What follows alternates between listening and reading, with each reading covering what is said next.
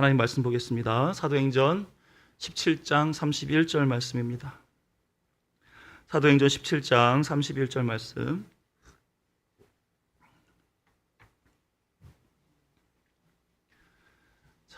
우리 한 목소리로 같이 봉독하도록 하겠습니다.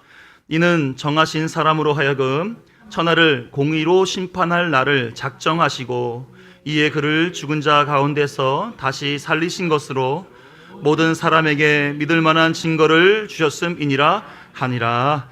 아멘. 사도신경은 초대교회로부터 지금에 이르기까지 그리고 앞으로의 오고 오는 교회 안에서도 신앙 고백으로서 아주 중요한 역할을 할 거라 생각이 듭니다. 그래서 우리 매 예배 때마다 다 일어나서 사도신경 하잖아요. 그렇죠?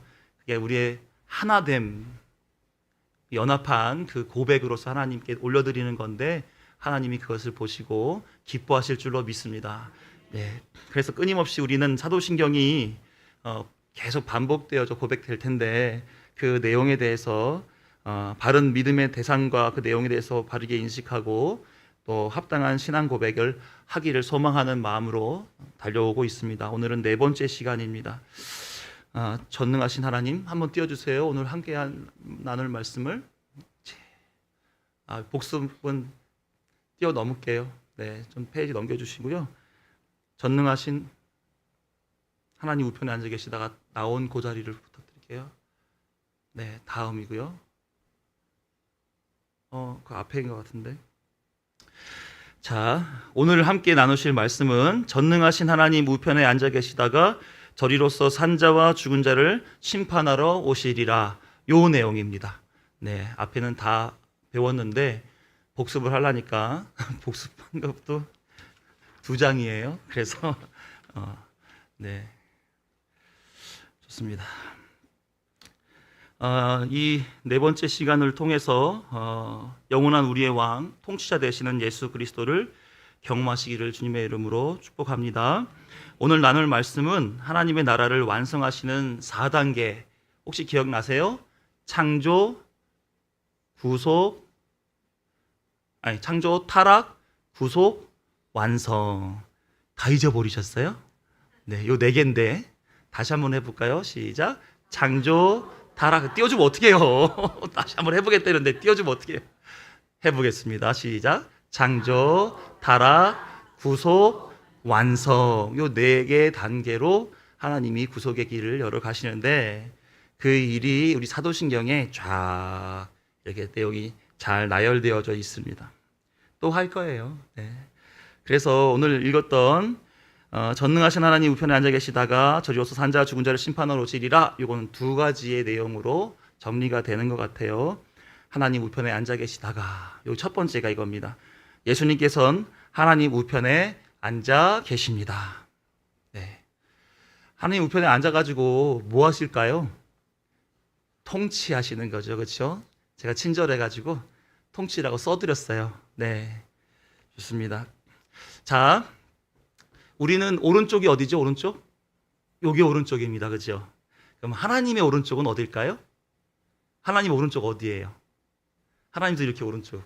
이게 될까요? 하나님은 영이시니 예배하는 자가 영과 진리로. 하나님은 영이셔서 오른쪽이 없어요. 예, 하나님은 사람이 아니시기 때문에 오른쪽이라는 건 없습니다. 근데 왜 오른편, 오른쪽 이렇게 얘기를 할까요? 네, 하나님은 오른쪽, 왼쪽 이 방향에 오른 왼이 없습니다. 하지만 옳은과 그르는 있습니다. 하나님의 뜻에 올바른 것과 올바르지 않는 것에 구분을 하신단 말입니다. 그래서 오른쪽, 오른편 이러면 하나님의 뜻에 옳은 이런 표현인 거예요. 이해가 되셨죠? 그렇죠? 예수님께서는 하나님의 오른편, 오른쪽 하나님의 뜻에 부합한 그 자리에 앉아 계시다라고 하는 그런 이야기입니다. 그래서 그곳엔 왜 승천하셔서 올라가서 그곳에서 통치 행위를 하시는데 그에게 아무런 능력이 없으면 통치할 수가 없잖아요. 그렇죠? 근데 하나님께서는 마지막 때에 하나님께서 나에게 뭘 주셨다라고 말씀하시냐면 권세를 주었다. 이렇게 얘기합니다. 마태복음 28장 18절 같이 읽어보겠습니다. 시작. 예수께서 나와 말씀하여 이르시되 하늘과 땅의 모든 권세를 내게 주셨으니. 그러니까 예수님께 주어진 권세가 있는 자리가 어디예요? 하나님 우편입니다. 그래서 그 자리의 우편에서는 어떤 걸 하냐면 저렇게 권세, 능력, 축복, 통치 등의 하나님이 하시는 일을 하고 계시는 거예요. 이해가 되셨죠? 그렇죠? 그래서 우편 보좌에 앉으셔서 그 권세를 따라 하나님의 일을 하고 있습니다. 지난주에 승천하신 후에 어떠한 일을 하시는가에 대해서 5가지로 정리를 해드렸는데 잠깐 띄워주세요. 저렇게 5가지를 하고 있습니다. 보좌에서 하시는 일, 하나님과 백성 사이 안에서 중보자의 역할을 하십니다. 그 다음에 영원한 대제사장으로서 하나님께 나아갈 수 있게 해주시고요. 그리고 왕으로서 다스리시고 또 교회의 머리가 되어 주셔서 성도들에게 좋은 것을 공급해 주시는 공급자로 살고 계십니다. 그리고 나선 심판주로서 재림하여 심판하실 그것을 준비하는 그런 상태로 보좌에 앉아 계시다라고 하는 것이죠. 자, 그러니까 이 모든 만물들을 다 하나님이 다루었던 거, 그거를 예수님께 권세로 주셔서 그 일을 도맡아 하시고, 보시는 바와 같이 예수님의 권세는 누구에게 제일 관심이 많을까요? 누구에게 관심이 많아요? 하나님의 백성들에게 관심이 많습니다. 그 백성들이 온전히 하나님께로 인도함 받게끔 예수님은 보좌에서 다스리시는 역할을 한다, 이 말씀입니다. 에베소서 1장 20에서 23절 말씀을 잠깐 보겠습니다. 같이 읽어보죠. 시작. 그의 능력이 그리스도 안에서 역사하사 죽은 자들 가운데서 다시 살리시고 하늘에서 자기의 오른편에 앉으사 모든 통치와 권세와 능력과 주권과 이 세상뿐 아니라 오는 세상에 일컫는 모든 이름 위에 뛰어나게 하시고 또 만물을 그의 발 아래에 복종하게 하시고 그를 만물 위에 교회의 머리로 삼으셨느니라. 교회는 그의 몸이니 만물 안에서 만물을 충만하게 하시는 이의 충만함이니라. 아멘. 하나님의 권세를 가지신 예수님은 이처럼 죽은 자들 가운데서 다시 살아나셔서 하나님의 오른편에 앉아 계십니다. 그리고 능력, 통치, 권세, 능력, 주권 이런 모든 것들을 다 그의 이름 앞에 굴복당하게끔 사용하신단 말이에요. 그리고 나선 어떻게 하냐면 교회 안에 예수님이 충만하게 들어오신다라는 겁니다. 그러니까 세상이 다 하나님 손아귀에 있으세요. 예수님의 손에 있습니다. 그리고 그 예수님은 누구에게 있다? 교회에 있다는 거예요. 교회. 그러니까 결국은 창조할 때 아담과 하와에게 모든 피조물들이 쏠려 있던 것처럼 이 세상의 모든 것들은 다 누구를 향해 있다? 하나님의 백성, 교회를 향해 있습니다. 예수 그리스도가 그 교회 안에서 충만하게 계셔서 그 백성이 하나님 나라에 입성하는 데에 아무런 지장이 없도록 예수님이 천상의 보좌에 앉으셔서 다스리시고 계시다라는 겁니다. 믿으십니까? 믿으셔야지 돼요. 네. 자, 그래서 그 권세 아래에 있는 교회는 지금과 같이 현세를 살고 있지만 하나님의 통치를 받는 하나님의 나라를 경험합니다. 그리고 하나님의 뜻이 이루어지는 것을 보게 됩니다. 영광을 목도하는 것이죠. 그래서 하나님의 백성으로서 하나님의 뜻이 이루어지고 하나님의 나라가 우리 안에서 경험되어지니 하나님의 백성으로 사는 것이 마땅하구나라는 믿음의 깨달음이 생긴단 말입니다. 믿으십니까? 네. 그래서 내가 가야 할 본향이 있고 내가 이 땅에서 살아가야 할 내용이 있어서 나는 하나님께 의지하여 그 길을 걸어가야지 라는 믿음의 결심을 하게 된단 말입니다. 그러면 내 안에서 나오는 행위는 어떤 행위가 나올까요? 사랑하는 겁니다. 누가 하신 것처럼? 예수 그리스도께서 하신 것처럼. 사랑하는 성도 여러분, 이처럼 하나님의 말씀의 통치, 하나님의 뜻이 이루어지는 영광, 서로 사랑하는 그 사랑의 삶을 살아가고 계십니까? 네, 그럴 줄 알았습니다. 네, 그럴 줄 알았어요. 네, 그래도 양심은 있으셔가지고 아니요. 우리가 아직 몰라서 그렇지. 우리 안에서 하나님이 예수님을 통해 통치하신다니까요. 계속해서 우리의 마음을 움직이시고 계시다고요. 아직 우리가 그것을 잘 모르고 우리가 그 하나님의 뜻에 대하여 내게 정립하고 적용하고 내 스스로를 맡기지 않아서 그렇지. 이 말씀은 진리로 계속해서 흘러내려오고 있고 우리에게 들리고 있고 우리를 자꾸 독려하고 있음을 믿습니다. 그래서 하나님이 주신 그리스도인의 삶은 이렇게 나타나게 되어 있습니다. 마태복음 28장 18절에서 20절 말씀 보시면 같이 읽어보죠. 시작. 예수께서 나와 말씀하여 이르시되 하늘과 땅의 모든 권세를 내게 주셨으니 그러므로 너희는 가서 모든 민족을 제자로 삼아 아버지와 아들과 성령의 이름으로 세례를 베풀고 내가 너희에게 분부한 모든 것을 가르쳐 지키게 하라. 볼지어다 내가 세상 끝날까지 너희와 항상 함께 있으리라 하시니라. 아멘. 이 마태복음 28장의 말씀을 보게 되면 모든 권세가 누구에게 있습니까? 예수님께 있지요. 그렇죠? 그리고 제자들에게 교회를 향해 일하라라고 말을 합니다. 그 본문 좀 다시 띄워주세요. 19절. 그러므로 너희는 사도와 제자들이죠. 그렇죠? 모든 민족에게 성도와 교회가 될 이들을 위해서 그들을 향해 나아가서 사역을 하라라고 하는 겁니다. 그래서 그들이 뭐가 되라고? 제자가 되라고. 그죠? 그 다음에 세례를 베풀라고. 그 다음 페이지요. 가르쳐 지키고 살으라고. 사도에게 하시는 말씀이에요. 그죠? 사도행전 1장 8절을 가서 보면 이어진 내용입니다. 같이 읽어봅니다. 시작. 오직 성령이 너희에게 임하시면 너희가 권능을 받고 예루살렘과 온 유대와 사마리아와 땅끝까지 이르러 내 증인이 되리라 하시니라. 오직 성령이 너희에게, 너희가 누구예요? 사도, 제자들이에요. 사도와 제자들. 그러면 이 제자들이 곳곳에 나가서 예수 그리스도가 하라고 명령했던 그 세 가지를 하면서 영역을 넓혀가게 된 거죠. 그리고 거기서 그 말씀을 들은 자들에게 이 사도들은 뭐가 되는 거예요? 증인이 되는 거예요. 증인이 되는 겁니다. 이거는 사도들, 제자들에게 한 말이에요. 예수님이 성령을 제자들에게 주셨습니다. 제자들은 명령을 받은 대로 교회를 향해 제자를 삼고 세례를 베풀고 가르쳐 지키게 하는 그 일을, 그 사역을 감당했습니다. 그러니까 교회는 그래서 사도들의 가르침을 따라서 교회로서 서게 되어 있는 것이죠. 이것이 교회의 일인 겁니다. 첫 번째 예수님의 제자가 되어야 됩니다. 제자가 되는 것은 마태복음 16장 24절에서와 같이 자기를 부인하고 자기 십자가를 지고 예수님을 따르는 자가 된다는 얘기입니다. 두 번째로 세례를 받아야 합니다. 세례는 무엇입니까? 옛사람은 죽고 새 사람으로 거듭나 태어나는 것.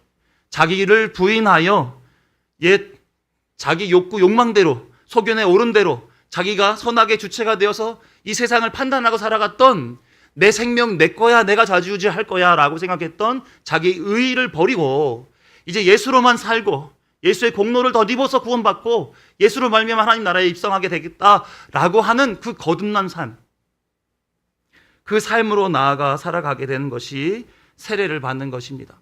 세 번째로 가르침을 받은 대로 지키며 살아가는 것, 이게 교회가 하는 일이죠. 예수님을 따르는 것입니다. 가르침은 예수님이 줬죠. 그 가르침을 받은 사도들이 또 한 번 가르쳐 주는 거예요. 그러니까 예수님의 가르침이고 예수님의 계명입니다. 예수님이 말씀하시죠. 나를 사랑하는 자라야 나의 계명을 지키나니, 이렇게 말씀하셨어요.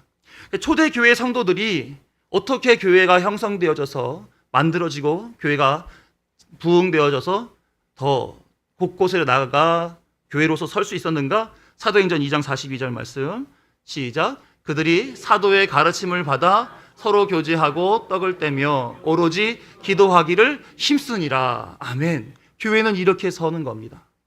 예수님이 사도를 가르쳤고 사도가 교회를 가르쳐서 교회가 그 안에서 교제하고 떡을 떼고 기도하는 것. 그래서 예배와 친교는 교회의 아주 중요한 부분이죠. 이렇게 사도의 가르침을 받았던 교회들이 과거에 그 율법에 매여서 살았던 그 죄와 사망의 법의 지배를 받았던 것에서 이제는 자유로워져서 생명의 성령의 법을 따라 지배를 받게 되는 자가 되는 것입니다. 여러분들은 어떻습니까? 신앙생활 자유로우세요? 자유로우십니까? 좋습니다. 제가 한번 여쭤볼게요. 이 자리에 나온 거 이제 눈치 때문에 나왔다 손 들어주세요.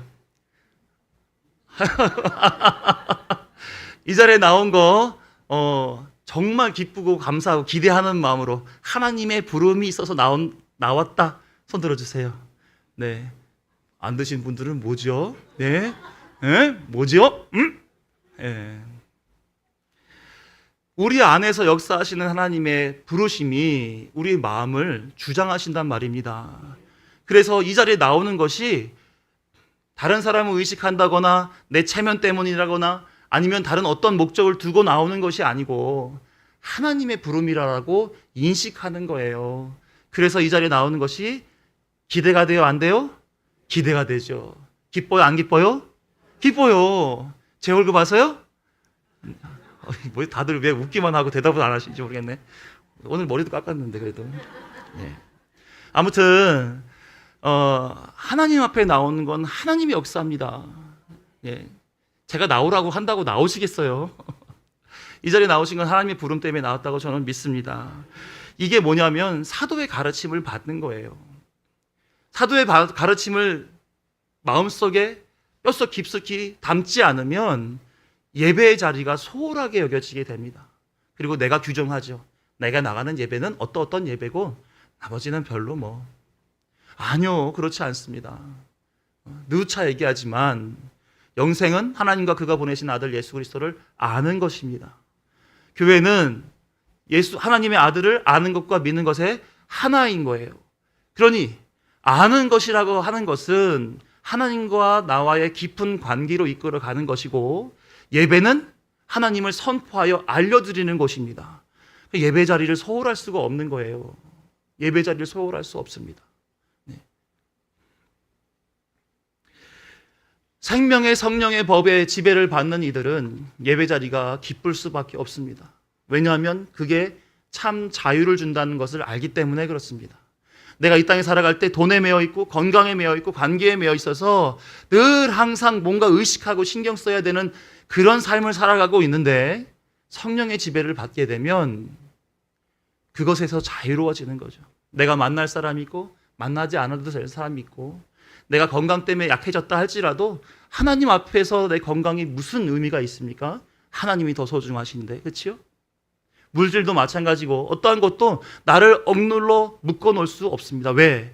나에게는 하나님이 계시고 예수 그리스도가 내 안에 계시고 성령이 나를 역사하시고 또 하나님의 나라라고 하는 본향이 미래에 있기 때문에 우리는 어떠한 것도 우리를 굴종시키지 않으며 우리는 자유롭게 살아갈 수가 있습니다.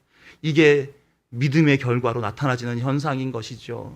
모두가 다 이런 믿음의 고백이 있기를 주님의 이름으로 축원합니다. 그래서 우리는 예수님의 제자요, 성도요, 교회로 모여 있습니다. 과거의 나의 죄된 모습이 아닌 하나님의 우편 보좌에서 성령을 통해 다스리고 계신 예수 그리스도의 통치를 받아 이제 생명을 소유한 자, 의로운 자, 이런 모습으로 살아가며 우리의 삶 가운데에 죄에 억눌려, 물질에 억눌려, 건강에 억눌려, 관계에 억눌려 찌들어 살지 아니하고 하나님 만나는 기쁨, 하나님의 사람들을 만나는 기쁨, 하나님의 일이 돌아가고 또 잘 되어지는 그 기쁨을 만끽하고 살아가고자 살게 된다는 말씀입니다.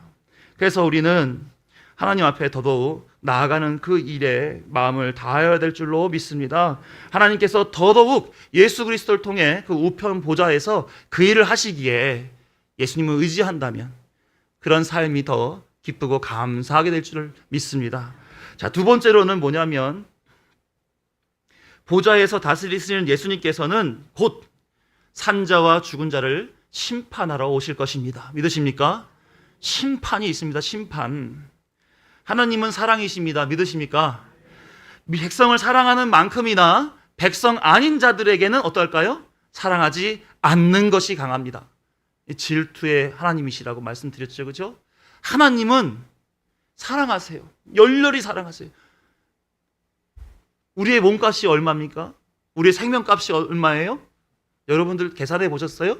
생명값이 얼마세요? 모르지요. 우리의 생명값은 얼마입니까? 예수님 목숨값입니다. 믿으십니까? 우리를 살리시기 위하여, 우리를 대신하여 누가 죽으셨습니까? 예수님이 죽으셨어요. 이건 값으로 매길 수가 없는 것입니다. 그렇게 우리를 하나님은 사랑하신단 말입니다. 우리의 영혼이 하나님 앞에 나오게 되기를 하나님은 학수고대하시면서 기다리고 계신 줄로 믿습니다. 그래서 예수님이 우리를 사랑하셨다, 하나님이 우리를 사랑하셨다라고 하는 그 사실, 그것만으로도 우리는 감격할 수밖에 없는 거지요. 그런데 반면에 예수님을 믿지 아니하는 사람들에게는 어떠한 화가 그들에게 주어지게 되겠습니까? 영원한 불못에 그들은 빠지게 될 것입니다. 그들은 더 이상 헤어져 나올 수 없는 그 지경에서 영원토록 고통받으며 살게 될 것입니다. 이것이 공의의입니다. 이것이 공의예요. 모든 사람들은 다 백보자 심판대 앞에 서게 되어 있습니다. 예외가 없습니다. 그런데 판결은 두 가지로 구분되어 나오게 되어 있습니다. 의인은 예수님의 공로로 의한 판결로, 악인은 그의 악한 행실대로 심판하게 되어 있습니다. 여러분들 의인이세요? 악인이세요? 진짜요? 진짜 의인이 맞으세요? 그럼 우리의 공로로, 우리의 그 선한 행실로 하나님 나라에 가는 거 맞네요, 그죠? 아니죠. 우리는 예수 그리스도로 말미암아 하나님 나라에 입성하게 될 줄로 믿습니다. 우리가 아무리 깨끗하다 할지라도 하나님의 거룩한 그 시선을 우리는 통과할 수 없어요. 하나님 앞에 늘 항상 두렵고 떨린 모습만 우리는 있을 수밖에 없습니다. 그렇기 때문에 우리는 예수님의 공로 없이는 하나님께 나아갈 수 없는 자로 그것을 인정하고 하나님 앞에, 예수님 앞에 더 매달려야 됩니다. 그래야 하나님 나라에 입성할 수 있어요. 백보자 심판대에서 그 행위를 확인한다는 겁니다. 그 행위를 확인해서 너가 예수님을 잘 믿었구나, 예수님의 말씀에 순종했구나, 너로 인하여 하나님의 영광이 드러났구나 하는 그런 것들을 통하여서 예수를 바라보고 구원하신단 말입니다. 너는 천국이야. 그런데 악한 행실을, 예수 그리스도를 인정하지 아니한 사람들, 그들 예수님을 알지 못하는 사람들에게는 하나님은 엄벌에 처하신단 말입니다. 영원히 죽을 수밖에 없는 사망의 자리, 그 자리로 이끌어 가시는 거죠. 이 일을 하시기 위해서 예수님은 반드시 재림하실 줄로 믿습니다. 심판하러 오시리라, 그 말씀이 이루어질 줄로 믿습니다. 마태복음 24장 36절을 보게 되면 언제 오시는지 저한테 정확하게 얘기를 해주셨어요. 언제 오실까요? 같이 읽어봅니다. 시작. 그날과 그때는 아무도 모르나니 하늘의 천사들도 아들도 모르고 오직 아버지만 아시느니라. 아멘. 아버지만 아신다고 정확하게 알려주셨어요. 그래서 아무도 몰라요. 며느리도 모르고요. 네, 아무도 모릅니다. 하나님만 아십니다. 예수님이 승천하신 후로부터 재림까지 이 기간 동안 보좌에 앉으셔서 심판을 준비하신단 말입니다. 그렇죠? 그럼 예수님이 안 계시겠네요. 그죠? 그럼 예수님 대신 누구를 보내셨을까요? 보혜사, 성령, 하나님을 보내셨습니다. 예수님이 공생애를 통하여 예수님의 사역을 마감하셨습니다. 그리고 올라가셨어요. 그 다음엔 성령 하나님께서 오셔가지고 이제는 성령의 시대를 열어가시게 됩니다. 그래서 성령은 여러 가지 일들을 하셨어요. 수없이 많은 일들을 했습니다. 요한복음 14장과 16장에서 그 성령의 일들, 그 많은 일들 중에 가장 핵심적인 그 일들을 잘 알려주고 있습니다. 요한복음 16장 7절에서 13절까지의 말씀 같이 읽어보죠. 시작. 그러나 내가 너희에게 실상을 말하노니 내가 떠나가는 것이 너희에게 유익이라. 내가 떠나가지 아니하면 보혜사가 너희에게로 오시지 아니할 것이요 가면 내가 그를 너희에게 보내리니 그가 와서 죄에 대하여 의에 대하여 심판에 대하여 세상을 책망하시리라. 죄에 대하여라 함은 그들이 나를 믿지 아니함이요 의에 대하여라 함은 내가 아버지께로 가니 너희가 다시 나를 보지 못함이요 심판에 대하여라 함은 이 세상 임금이 심판을 받았음이라. 내가 아직도 너희에게 이를 것이 많으나 지금은 너희가 감당하지 못하리라. 그러나 진리의 성령이 오시면 그가 너희를 모든 진리 가운데로 인도하시리니 그가 스스로 말하지 않고 오직 들은 것을 말하며 장래의 일을 너희에게 알리시리라. 아멘. 예수님은 승천하신 후에 성령을 보내신다라고 말씀하셨습니다. 예수님은 성령을 진리의 성령이다 이렇게 부르시면서 성령이 교회를 어디로 이끌어 간다고요? 진리로 이끌어 갈 것이다 이렇게 얘기합니다. 믿는 자들은 다 진리 가운데로 인도함을 받게 될 거예요. 그래서 진리 속에서 우리에게 가르쳐 주실 것입니다. 이 세상 살아가는 것에 대하여 중에서 죄가 뭔지 알아? 의가 뭔지를 알아? 심판이 뭔지를 알아? 계속해서 알려주고 확인시켜주고 성령은 그 역할을 하게 될 것입니다. 이것으로 세상을 성령이 책망하실 것이기 때문에 분명히 알아야 돼라고 성령께서 하신단 말입니다. 사랑하는 성도 여러분, 지금 성령께서 여러분에게 죄에 대하여 물으신다면 뭐라고 대답하시겠습니까? 의에 대하여 물어보신다면 뭐라고 대답하실래요? 심판이 뭔지를 알아? 이렇게 물어보시면 뭐라고 대답하시겠습니까? 이걸로 세상을 책망하신다라고 말한다면 그 앞에 예외인 사람은 없습니다. 그런데 성령 하나님께서 우리 안에 뭘 하시는가? 요한복음 14장 26절에서 27절 시작. 보혜사 곧 아버지께서 내 이름으로 보내실 성령 그가 너희에게 모든 것을 가르치고 내가 너희에게 말한 모든 것을 생각나게 하리라. 평안을 너희에게 끼치노니 곧 나의 평안을 너희에게 주노라. 내가 너희에게 주는 것은 세상이 주는 것과 같이 아니하니라. 너희는 마음에 근심하지도 말고 두려워하지도 말라. 아멘. 하나님의 백성들에겐 성령께서 묻지만 그 물음에 대하여 누가 답을 알려주신다고요? 다시 보여주세요. 자, 그 앞 페이지 그쵸. 성령 그가 너희에게 모든 것을 가르치고 내가 너희에게 말한 모든 것을 생각나게 하리라. 성령께서 우리에게 물어봐요. 그리고 성령이 우리 안에 답을 넣어주세요. 살리자는 겁니까? 죽이자는 겁니까? 책망하시겠다는 거예요? 책망 안 하시겠다는 거예요? 책망 안 하시겠다는 겁니다. 그래서 평안을 너희에게 끼치노라. 세상이 줄 수 있는 그 평안이 아니라 내가 너에게 주는 평안을 누리도라. 이렇게 말씀하시고 있는 겁니다. 우리는 사실 예수님 앞에 섰을 때 백보자 심판대에서 고개를 빳빳하게 들고 있을 사람 누가 있겠습니까? 그렇지만 성령께서 그 일을 하시겠다는 거예요. 그래서 심판의 날에 구분이 될 때 그때 우리를 구원의 자리로 이끌어 가시겠다라고 안심하라고 평안하라고 얘기해주고 있는 것입니다. 그러니까 걱정하지 마. 내가 나의 평안을 너희에게 줄게.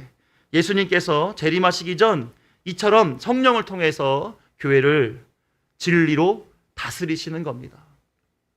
예수님의 통치가 이렇게 우리 안에서 예수님의 말씀과 성령의 역사함으로 역사가 되어서 하나님의 사람으로 더 온전히 서가게 될 줄로 믿습니다. 성령 하나님이 이렇게 일하시는 거예요. 빌립보서 2장 12, 13절 말씀 시작. 그러므로 나의 사랑하는 자들아 너희가 나 있을 때뿐 아니라 더욱 지금 나 없을 때에도 항상 복종하여 두렵고 떨림으로 너희 구원을 이루라. 너희 안에서 행하시는 이는 하나님이시니 자기의 깊으신 뜻을 위하여 너희에게 소원을 두고 행하게 하시나니. 아멘. 우리 안에 누가 일하신다고요? 하나님이 일하신다고요. 그래서 우리의 마음속에 하나님이 일하시니 하나님이 원하시는 것이 우리의 원함이 된다는 거예요. 그렇게 될 때 뭐가 이루어진다고요? 너희 구원을 이루라. 항상 복종하여 두렵고 떨림으로. 성령께서 우리 안에 소원을 줄 때 그게 우리의 원함이 되어서 그 말씀에 순종하고 복종하고 두렵고 떨린 가운데서 신앙생활을 하면 구원에 이르게 된다. 이런 말씀을 하시는 거예요. 성령은 이렇게 일하시는 겁니다. 우리 안에서 역사하세요. 그러니 성령께서 알려주시는 예수 그리스도, 성령께서 답을 주시는 예수 그리스도, 답으로 주시는 예수 그리스도, 그리하여 마지막 심판 그 날에 심판의 자리에 있지 아니하고 예수님 하나님을 알므로 인하여 의인의 자리, 구원의 자리에 있게 하시겠다라고 하는 겁니다. 이처럼 심판의 때에 하나님을 아는 것과 모르는 것의 차이는 극명하게 다른 것이죠. 출애굽한 이스라엘 백성은 하나님이 누구이신지에 대하여 잘 알지 못했습니다. 하나님의 통치를 받지 못했던 것이죠. 애굽의 왕 바로가 자신의 왕이라고 고백했던 이들입니다. 그러니까 하나님을 알지 못하고 있기 때문에 하나님이 이끌어내시면서 내 백성 내가 가르쳐 줄게 라고 하고 모세를 불렀습니다. 그리고 어디로 올라갔어요? 시내산. 며칠 있었습니까? 40일. 그렇죠? 그럼 있는 동안에 시내산 아래에 있는 아론과 이스라엘 백성 200만인 뭐 해야 됩니까? 거기서 모세가 내려올 때를 기다려야 되겠죠. 하나님의 뜻이 무엇인지 내려온 것을 우리는 기대하고 기도하면서 기다려야 되지 않았겠습니까? 그런데 그 사람들은 그 아래에서 무엇을 했습니까? 아론을 앞세워서 금송아지를 만들었습니다. 황금 송아지를 만들었어요. 그래놓고 그들이 하는 말이 이겁니다. 우리를 위하여 우리를 인도할 신을 만들라. 신을 만들래요. 그것도 누구를 위해서? 우리를 위해서. 이걸 뭐라고 합니까? 우상이라고 하는 겁니다. 하나님의 인도함을 받아서 애굽에서 그 놀라운 광경들을 몇 가지를 구분하고 경험하고 그 무슨 강이 무슨 바다예요? 갑자기 생각이 안 나요. 홍해바다 그 바다를 건너면서 생명을 보존했잖아요. 그럼에도 불구하고 이 사람들은 하나님을 알지 못합니다.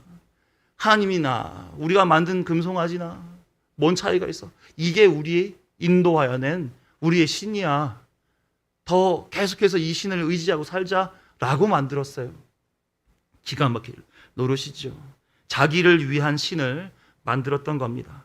모세가 시내산에서 내려와서 그들을 향해 두 돌판을 던지고 그들 중에서 나와 함께 하나님의 거룩함을 누리고 살아가자라고 나오라고 했었을 때 누구만 나왔어요? 레위 지파 사람들만 나왔고 그들에게 그 우상을 만들어서 살아가자라고 뜻을 세웠던 그 모든 사람들을 향해 칼을 들어 도륙을 했었을 때 몇 명이 죽었는지 아십니까? 7,000명이요? 7,000명? 3,000명이 죽었습니다. 그 자리에서 3,000명이 칼부림을 받았어요. 하나님을 모르는 백성들은 이렇게 심판을 당합니다. 이게 하나님의 공의입니다. 반면에 오순절 마가의 다락방에 성령이 임하였습니다. 성령은 무슨 영? 진리의 영, 말씀의 영이십니다. 성령에 충만한 제자들이 방언으로 말을 하지요. 이 방언을 알아들었던 사람들이 뭐라고 말합니까? 하나님의 큰 일을 말하는도다. 이렇게 말하면서 그곳에 사람들이 모였습니다. 그리고 베드로의 설교를 들었어요. 설교를 들었습니다. 그리고 나서 그들이 나아가 베드로 앞에 세례를 받고 교회를 형성했습니다. 몇 명이 교회를 형성했을까요? 3,000명. 3,000명. 죽은 이스라엘 3,000명. 산 성령의 사람 3,000명. 이들의 차이는 무엇입니까? 하나님의 큰일을 알아들은 사람들이에요. 하나님을 아는 사람들이 이와 같이 생명을 얻는 교회로 구성되었다라고 하는 겁니다. 이들도 베드로의 설교를 듣지 못했다면 세례를 받지 못했겠지만 하나님은 하나님을 알리고 계신데 하나님을 알리고 계신 그 자리에 알지 못했던 3,000 이스라엘 백성은 검에 의해 심판을 당했고 알아들은 3,000 초대교회의 성도들은 말씀에 의해 세례를 받게 되었고 진리의 성령 하나님으로 인하여 그들은 교회로 형성되었고 그들로 하여금 하나님의 일을 하셨다라고 하는 것입니다. 그래서 하나님을 아는 것이 얼마나 중요한가, 예수 그리스도를 아는 것이 얼마나 중요한가, 이게 우리의 마지막 심판의 날에 분리되는 모양인 것입니다. 마태복음 25장 30에서 41절을 보게 되면 그 중에 몇 개 절만 제가 뽑았는데요. 보시면 이렇습니다. 31절부터 보시면 시작. 인자가 자기 영광으로 모든 천사와 함께 올 때에 자기의 영광의 보좌에 앉으리니 모든 민족을 그 앞에 모으고 각각 구분하기를 목자가 양과 염소를 구분하는 것 같이 하여 양은 그 오른편에 염소는 왼편에 두리라. 그때에 임금이 그 오른편에 있는 자들에게 이르시되 내 아버지께 복받을 자들이여 나와 창세로부터 너희에게 위하여 예비된 나라를 상속받으라. 아멘. 여기까지요. 예수님이 자기 영광으로 천사들과 함께 올 날이 있습니다. 재림의 날이죠. 심판의 때예요. 그때 되게 되면 모든 민족을 모으고 오른쪽과 왼쪽, 오른쪽 올은입니다. 오른손 오른쪽이 아니고 오른쪽에 양을, 왼편엔 염소를, 왼편은 옳지 않은 쪽의 방향인 거예요. 그렇게 구분하여서 염소로 구분하게 됐을 때 오른편에 있는 자들, 그들에게는 34절 보시면 내 아버지께 복받을 자들이여 나와 창세로부터 너희에게 위하여 예비된 나라를 상속받으라. 하나님 나라에 입성하게 만들어 주신다라는 뜻이죠. 또한 41절을 보시게 되면 이렇습니다. 또 왼편에 있는 자들에게 이르시되 저주를 받은 자들아 나를 떠나 마귀와 그 사자들을 위하여 예비된 영원한 불에 들어가라. 심판당하는 거죠. 예수님은 마지막 때에 이와 같은 일을 하시는 겁니다. 그래서 예수님께서는 말씀을 통해 성령을 통해 그리고 내려오셔서 심판하신다라고 하는 거예요. 이처럼 양과 염소로 오른쪽과 왼쪽으로 생명과 사망으로 천국과 지옥으로 예수님은 반드시 오셔서 심판하신다. 믿으십니까? 우리는 우리 앞에 심판이 놓여져 있다는 사실을 기억해야 돼요. 그래야 우리의 신앙이 굉장히 하나님 앞에 경건해질 수 있습니다. 우리 앞에 하나님이 사랑만 있는 게 아니에요. 우리가 자칫 세상에 눈을 돌리고 내 소견에 오른 대로 판단하고 살아가려고 나의 의의를 드러낼 때 하나님은 그래서 경고하시는 거예요. 정신 똑바로 차리고 신앙생활해 라고 말이죠. 사랑하는 성도 여러분, 여러분의 신앙 고백은 어떠하십니까? 지금 이 순간에도 예수님은 일하십니다. 일하시는 예수님을 인정하는 옳은 고백이 여러분의 입술에서 나오고 있습니까? 아니면 우리가 우리를 위해 우리의 신을 만들고 있고 그게 내 안에 마치 하나님인 것처럼 하나님 부르짖지만 나를 위한 신, 그 우상, 그 하나님을 부르고 있는 건 아닙니까? 예수님은 우리 안에서 말씀과 성령을 통해 일하십니다. 그래서 참 하나님을 알고 그에게 향하여 영광을 올려드리도록 바른 신앙생활 하도록 옳은 고백하도록 예수님께서는 말씀과 성령을 통해 일하시고 계신 거예요. 그래서 예수님께서 가르쳐 주신 대로 성령께서 가르쳐 주시고 생각나게 하시며 하나님의 사람으로 온전히 세워가고 계시는 겁니다. 그리고 마지막에 예수님의 재림의 때에 물을 거예요. 죄에 대하여, 의에 대하여, 심판에 대하여 알고 있는가? 그래서 심판하시는 예수님 앞에 오른편에 설 수 있도록 이 순간 우리는 무엇을 해야 됩니까? 사도행전 17장 31절에 같이 읽어봅니다. 오늘 본문이에요. 시작. 이는 정하신 사람으로 하여금 천하를 공의로 심판할 날을 작정하시고 이에 그를 죽은 자 가운데서 다시 살리신 것으로 모든 사람에게 믿을 만한 증거를 주셨음이니라 하니라. 모든 사람에게 믿을 만한 증거를 주었어요. 이 증거가 우리 안에 있어야 됩니다. 그게 뭐예요? 죽은 자 가운데서 다시 살리신 것. 누구? 예수 그리스도가 우리의 증거예요. 우리는 끊임없이 예수 그리스도를 아는 일에 그리고 믿는 일에 최선을 다해야 되는 겁니다. 에베소서 4장 13절 말씀 시작.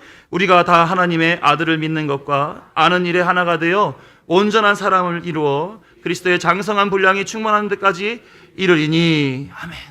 믿을 만한 증거로 예수 그리스도를 우리에게 보내주셨고 예수 그리스도의 말씀을 성경에 담아서 우리에게 손에 주어졌고 예수 그리스도가 보내신 진리의 영 보혜사 성령 하나님이 우리 안에 내주에 계시다라고 하는 겁니다. 그래서 우리는 말씀과 기도에 전무해야 되는 거죠. 사도들이 그 바쁜 와중에